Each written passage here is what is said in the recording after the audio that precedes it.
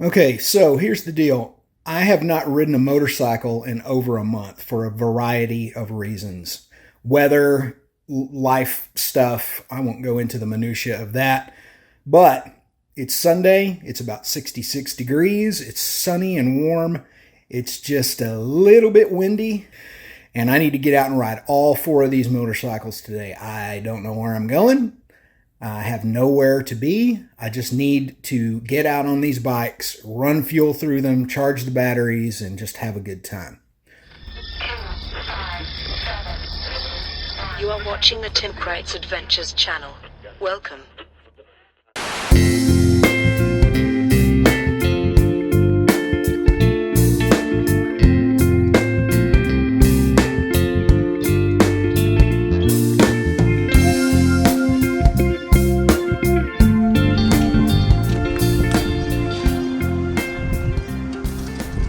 Okay, first up is going to be the ZRX because this is the most temperamental of my four motorcycles. And also this one is the one with the oldest battery. Not that it's that old, but again, it's been cold, it's been rainy, who knows. Let's see what happens here. Full choke, a couple of these right here.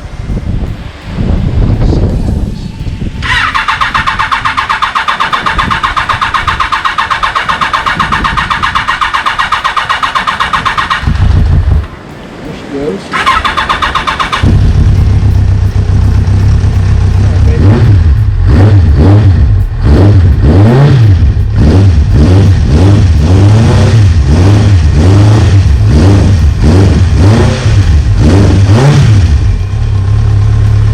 There it is. All right, cool.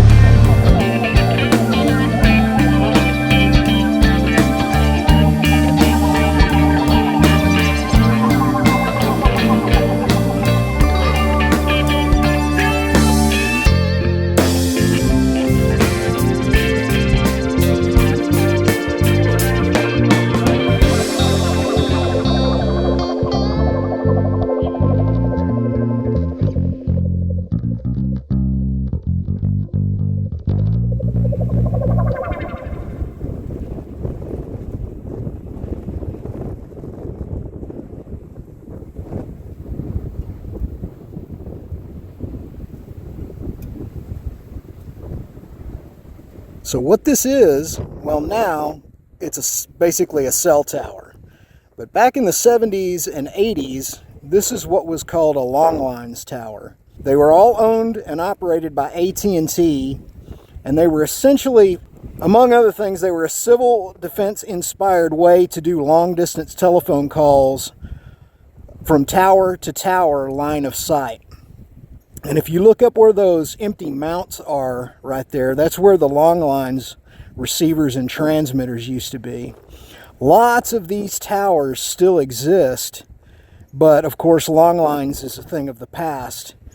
And that building right there is basically a nuclear bunker. They wanted these sites to be able to withstand a nuclear blast as best they could, and they wanted to protect the technicians so that they could keep the communication lines going in an event of a nuclear war with Russia. Here we are in 2023, but there's still a nuclear safe bunker right there, and since we're about to have nuclear war with Russia, you know, in the next year or so, there's a place you can come. So head to your nearest old Long Lines tower. There will be a bunker.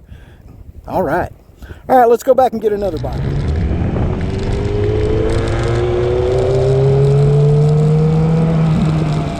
Okay, that took way longer than it should have. What happened was I started having fun, started dicking around, and before I knew it, I'd be gone for almost an hour. If I'm gonna ride all four of these bikes today, I got to do shorter little rides.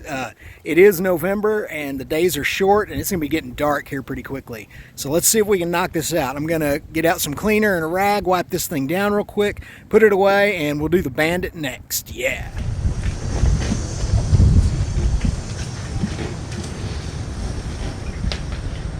All right, one thing about the Bandit is that it is way more cold-natured, and by that I mean it doesn't like the cold, than the ZRX. This is an air-cooled bike. It's not liquid-cooled, so it takes quite a bit more time to get up to temperature and to be able to idle. So, yeah. Let's turn the high beams off, choke on, and see what we got going on here.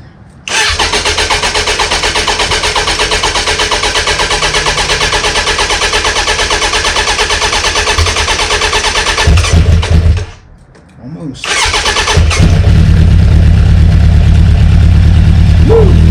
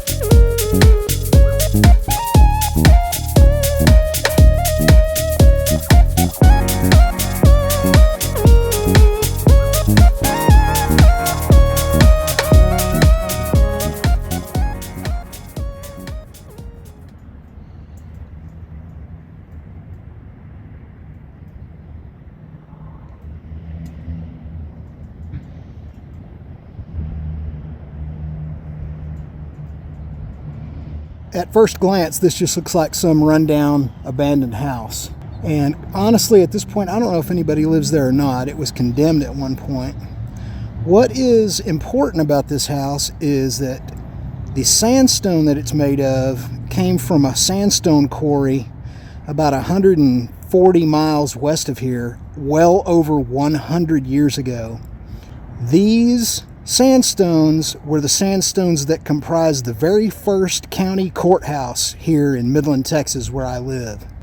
And you can see underneath that whitewash that sandstone is being eroded away slowly. But this is actually a very historic place. For a while there was a push after this house was originally condemned to reclaim these sandstones and do something like in the city center with them, build some kind of a monument out of them. But that never happened. There ended up being I don't know if there was a title conflict or the family was fighting over the property, whoever owns it now. The courthouse was being torn down and they paid somebody to haul all these sandstones off and they built houses out of them. Pretty smart. And this is the only one that survives out of all those sandstone houses.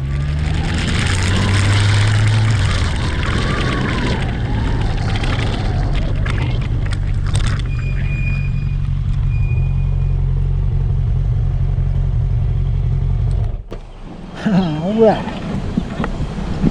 that was awesome. Took a little less time.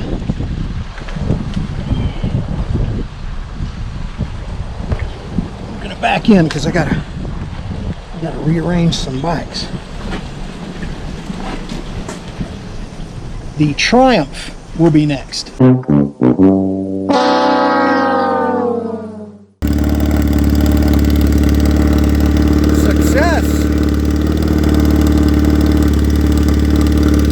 I've had this thing for almost 10 years. I'm about to have to do my 10-year review on this motorcycle.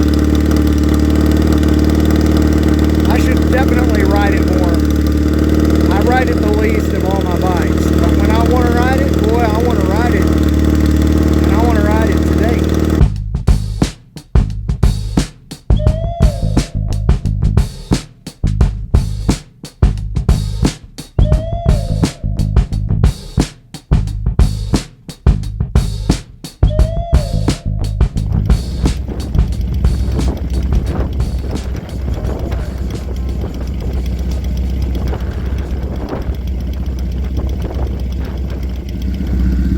Okay, it's crazy windy now. It's been windy all day and it just got way windier. I'm gonna have a hard time keeping the wind out of these microphones. But check out this place I found. I mean, I know this place. I've just never been to the end of this road, to this dead end.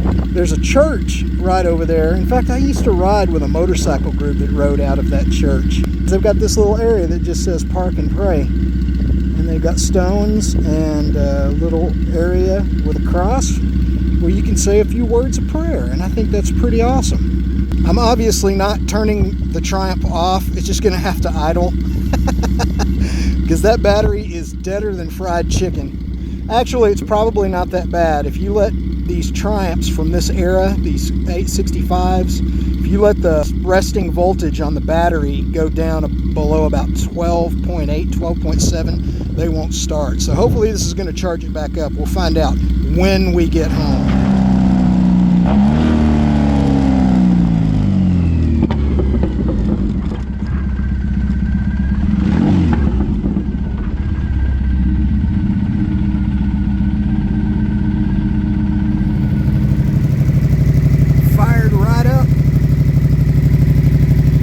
Got a lithium ferrophosphate battery in this bike, so essentially all you do is if you're going to have it put away for a while, you just remove the ground lead and you're good to go. These batteries can last for years in storage at full charge. Now of course it's only been a month and a half, so it's not that big a deal. But I highly recommend lithium ferrophosphate batteries. If the battery on the Triumph doesn't come back to full strength, that's the next battery it's getting, for sure.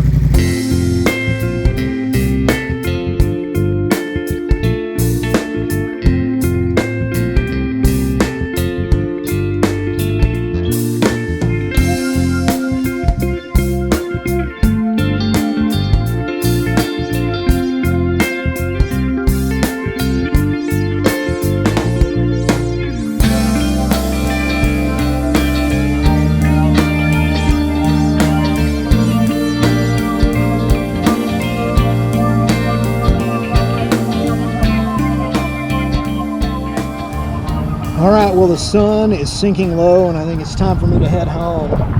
But this was a good afternoon. I got it done. All the bikes are in good working, running order. I checked them all over. I didn't put that on video.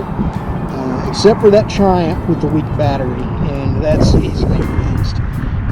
Probably going to go ahead and get a lithium ferrophosphate battery for it. But if not, I'll just charge that one up and keep going with it until I have to change it. It's starting to get cold. The days are starting to get shorter, so taking advantage of these good days while I can. If you're a regular viewer, if there are any of you left, sorry I haven't posted in a while. I'll explain some of that in a different video. That's not for this video, and I will let you know the next video is going to be a ham radio video, so that should be fun. At any rate, God bless you guys. We'll see you next time on Tim Kreitz Adventures. Bye.